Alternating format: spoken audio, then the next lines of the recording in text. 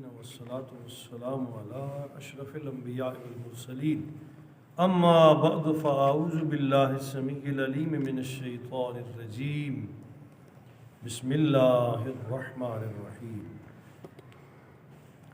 سورہ نوح پارہ نمبر 29 ہے۔ اس سورہ پاک کا نام نوح ہے کیونکہ اس میں نوح علیہ السلام کی کوششوں کا ذکر کیا گیا ہے۔ ان کی آیات کی تعداد 28 ہے اور یہ 224 کلمات اور 999 حروف پر مشتمل ہے۔ یہ سورہ پاک بھی ہجرت مدینہ سے پہلے مکہ مکرمہ میں نازل ہوئی۔ پہلی آیت سے معلوم ہوتا ہے کہ کسی قوم کو تباہ کرنے سے پہلے اللہ کریم اسے خواب غفلت سے جگانے کے لیے ضرور اپنا پیغمبر، اپنا رسول بھیجتے ہیں جس کے ذریعے قوم کو آگاہ کیا جاتا ہے۔ اللہ کریم کسی کو بھی بے خبری میں ہلاک نہیں کرتا۔ نوح علیہ السلام کی دعوت کے پھر طریقے بتائے گئے ہیں۔ دوسری آیت طیبہ میں کہ نوح علیہ السلام 3 طرح سے دعوت دیتے۔ آپ کی دعوت کے 3 طریقے تھے۔ سب سے پہلا یہ تھا کہ اللہ وحدہ کی عبادت کرو اور شرک چھوڑ دو۔ دوسرا طریقہ آپ ارشاد فرماتے ہیں اگر تم اللہ کے بندے بننا چاہتے ہو تو تقوی اور پرہیزگاری اختیار کر لو۔ اور تیسرا اپنے نبی کی اطاعت یعنی ان اصولوں پر کاربند ہو جاؤ جو اللہ کا رسول اللہ کی طرف سے لایا ہے اور کاملتاً اس کی اطاعت کر لو۔ اللہ تمہیں کامیاب فرمائے گا، تم پر اپنی نجات کے رستے کھول دے گا۔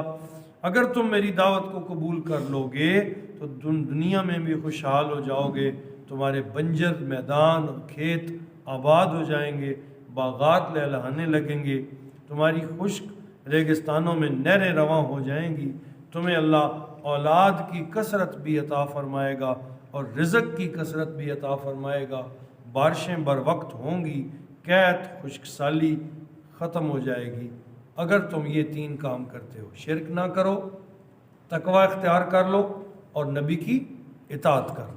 آج بھی یہی پیغام ہے۔ پھر آپ نے اپنی قوم کے رئیسوں، مکاروں اور عیاروں کی عیاریاں جو ہیں وہ اپنی قوم پر آشکارا کی۔ کہا یہ تمہیں اس لیے نہیں ماننے دیتے، یہ تمہیں اس لیے کلمہ نہیں پڑھنے دیتے کہ ان کے اپنے مفاد پر گزن پہنچتی، ان کے میخانے بند ہوتے ہیں، ان کے جھوٹے کاروبار بند ہوتے ہیں، ان کے مال منتر کے وہ جو ہیلے بہانے ہیں، کمائی کے غلط ذرائع ہیں، وہ سارے بند ہوتے ہیں اگر وہ تم میرا کلمہ پڑھ لو۔ اس لیے یہ مکار عیار تمہیں طرح طرح کے بہانے دیتے ہیں کہ یہ تمہارا انتہائی دشمن بن کے دنیا میں آیا ہے، آنے والا نبی اگر تم اس کی بات مان لیتے ہو یہ تمہارے باپ دادا کے دین سے تمہیں دور کر دے گا۔ یہ ساری باتیں کر کے وہ غریب اور مسکین لوگوں کو اللہ کے نبی سے دور رکھنے کی کوشش کرتے تاکہ ان کی عیاریاں اور ان کی عیاشیاں چلتی رہیں۔ اس کا ذکر فرمایا۔ نوح علیہ السلام نے کوئی تھوڑا عرصہ نہیں، 950 سال اپنی قوم کو سمجھانے کی کوشش کی لیکن ان پر کوئی اثر نہ ہوا۔ آخر آپ نے بد دعا فرمائی۔ اس کا ذکر کیا گیا ہے کہ اللہ ان سب کو غرق کر دے، یہ اس قابل نہیں ہے کہ انہیں دنیا کی اس دھرتی پہ باقی رکھا جائے۔ آخر میں اپنے لیے اور اپنے ماننے والوں کے لیے دعائے مغفرت فرماتے ہیں اور سب کی بخشش کے لیے اللہ کی بارگاہ میں دامن زندگی پھیلاتے ہیں۔ اے اللہ میرے ماننے والوں کو اور مجھے اپنی بارگاہ سے کامل بخشش و مغفرت عطا فرما۔ یہ سورہ پاک کے مضامین ہیں۔ بسم اللہ الرحمن الرحیم۔ انا ارسلنا نوحا الی قومہ، بے شک ہم نے بھیجا نوح علیہ السلام کو ان کی قوم کی طرف۔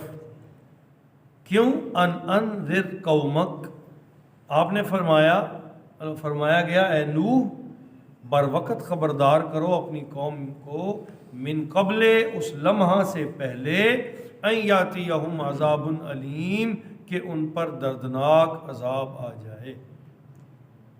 بربادی سے پہلے، عذاب اور گرفت سے پہلے اے میرے نوح اپنی قوم کو ڈراؤ، انہیں خبردار کرو کہ وہ غلط راستے پر چل پڑے۔ حضرت نوح علیہ السلام کا درجہ 10واں ہے۔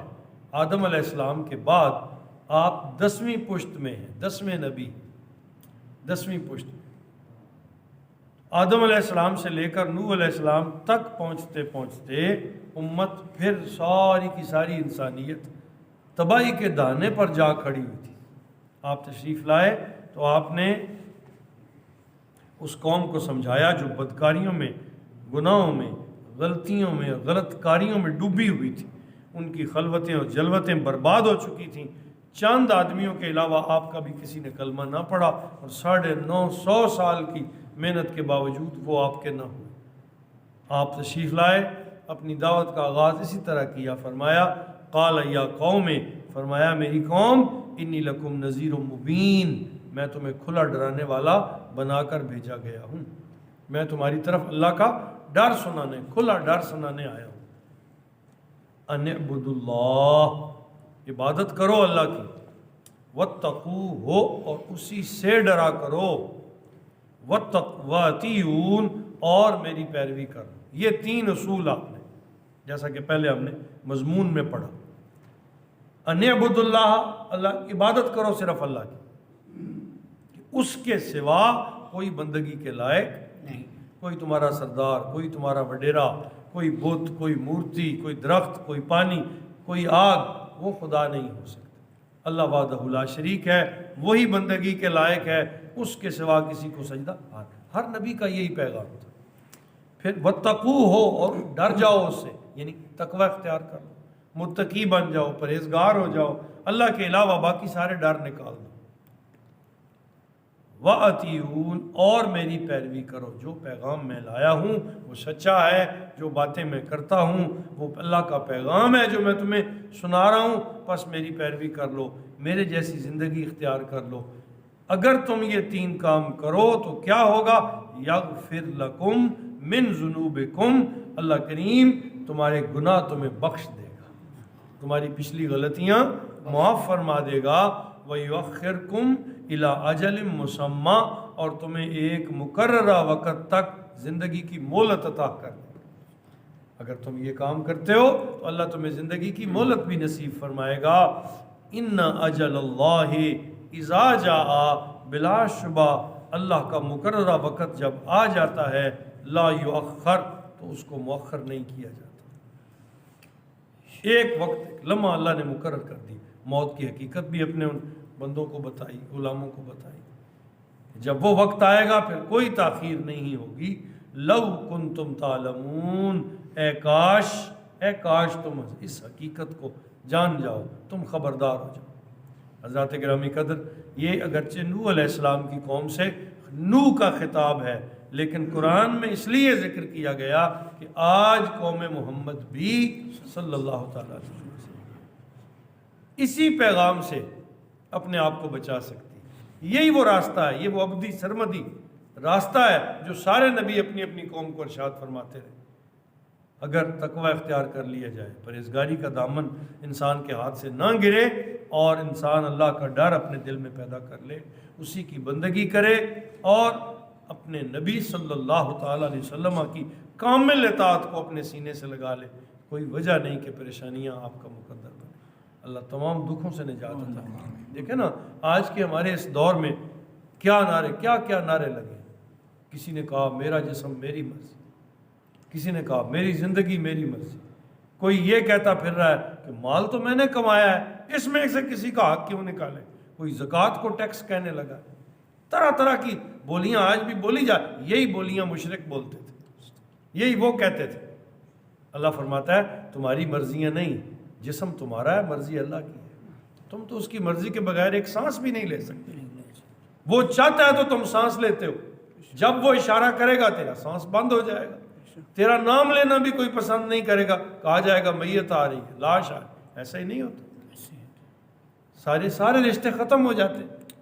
تو کہا اس پروردگار سے اپنی لو لگاؤ، اس سے اپنا تعلق بناؤ، جس کے ساتھ تعلق بن جائے تو پھر کبھی ختم نہیں ہوتا، عبدالآباد تک قائم رہتا ہے۔ اللہ پاک ہم سب کو حیا کی وہ آنکھ نصیب فرمائے، اللہ کا خوف ہمارے دلوں میں ہو، نبی کریم صلی اللہ علیہ وسلم کی سچی غلامی اور اطاعت اختیار کریں، کہ حضور کی سنت کے سوا کوئی کام نہ کریں۔ وما علینا الا البلاغ۔